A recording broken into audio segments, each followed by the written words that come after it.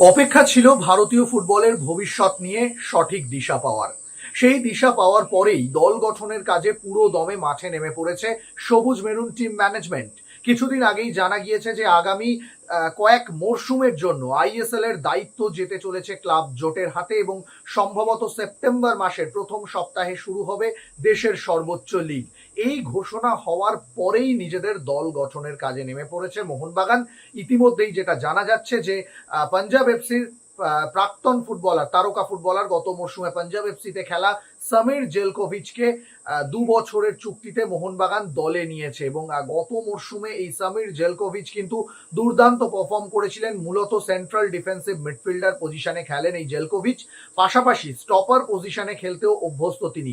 গত মরশুমে নিজে 2টো গোল করেছেন, পাশাপাশি 3টি গোলের জন্য বল বাড়িয়েছেন। অর্থাৎ নিজে যেমন গোল করতে ভালোবাসেন তেমনই কিন্তু গোল করানোর জন্য সিদ্ধহস্ত তিনি। অর্থাৎ মোহনবাগান গত কয়েক মরশুম ধরে ঠিক এমনই এক ফুটবলারকে খুঁজছিল যিনি সেন্ট্রাল ডিফেন্সিভ মিডফিল্ডে খেলতে পারবেন, প্রয়োজনে স্টপারকেও অর্থাৎ ডিফেন্সেও ভরসা দিতে পারবেন। ইতিমধ্যেই মোহনবাগান সুপার জায়ান্টের সোশ্যাল মিডিয়ায় টম অলরেডের বিদায়ের ঘোষণা হয়ে গিয়েছে। সেখানে কিন্তু টম অলরেডকে ধন্যবাদ জানানো হয়ে গিয়েছে। অর্থাৎ টম অলরেডের বিকল্প পরিবর্ত হিসেবেই এই সামির জেলকোভিচকে দলে নেওয়া হলো। তবে এবার হয়তো আর 2 বিদেশি স্টপার নয়, একদিকে বিদেশি স্টপার, অন্যদিকে সেন্ট্রাল ডিফেন্সিভ মিডফিল্ডার হিসেবে সামির জেলকোভিচকে দেখা যাবে। পাশাপাশি দ্রাজিচের মতো একজন অ্যাটাকিং মিডফিল্ডার যিনি মাঝমাঠে খেলতে অভ্যস্ত, তেমন একজন ফুটবলারকে নিয়েও কিন্তু আগ্রহ প্রকাশ করেছে এবং তাকে সই করানোর ব্যাপারেও অনেকটা এগিয়ে গিয়েছে।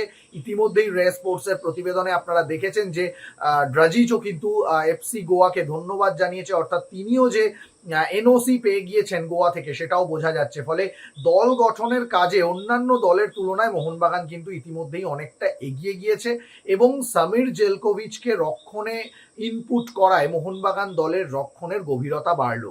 এখনো পর্যন্ত যা জানা যাচ্ছে তাতে আলবার্তো রড্রিগেজ আগামী মরশুমের জন্য মোহনবাগানে থাকছেন। সেই সঙ্গে সামির জেলকোভিচ যদি যোগ দেন, এই ফুটবলার কিন্তু 6 ফুট উচ্চতার একজন তারকা ডিফেন্ডার। যিনি 6 ফুট উচ্চতার ডিফেন্ডার, তিনি কিন্তু নিজের উচ্চতাকে খুব ভালো কাজে লাগাতে পারেন। কখনো কখনো ডিফেন্স সামলাতে সামলাতে তিনি উঠে যান, উঠে গিয়ে নিজে গোল করতে ভালোবাসেন। এই বৈচিত্র্যগুলো কিন্তু এই ফুটবলারের মধ্যে রয়েছে এবং ভারতীয় ফুটবলে খেলার অভিজ্ঞতা রয়েছে। পাঞ্জাব এফসির মতো দলে খেলেছেন, ফলে ভারতীয় ফুটবলকে খুব ভালো করে চেনেন তিনি। আগামী কয়েক মরশুম যে মোহনবাগানে থাকবেন সেখানে অবশ্যই নিজের সেরাটা দেওয়ার চেষ্টা করবেন। সব মিলিয়ে বলা যেতে পারে আসন্ন মরশুমের জন্য প্রথম যে নতুন বিদেশির নাম ঘোষণা করলো মোহনবাগান সেটা সামির জেলকোভিচ। এবার দ্রাজিচের অফিসিয়াল অ্যানাউন্সমেন্ট কবে আসে সেটাই দেখার। তবে সামির জেলকোভিচ তিনি কিন্তু মোহনবাগানে যোগ দিয়ে নিজে যথেষ্ট উচ্ছ্বসিত।